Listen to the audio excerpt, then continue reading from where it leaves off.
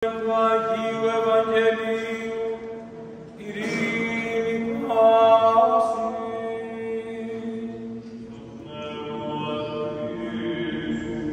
Και του καταμαξέων Αγίου Ευαγγελίου το ανάγνωσμα, πρόσχομαι.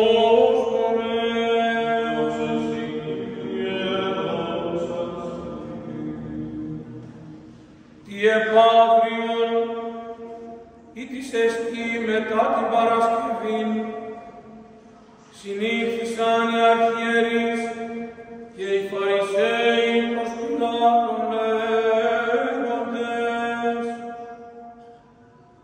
Κύριε, εμπίστημεν ότι εκείνος ο πράνος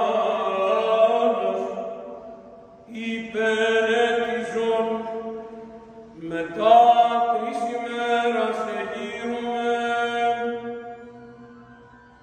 και εσώνουν ασφαλιστήνε των τάφων έως της 3ης ημέρας.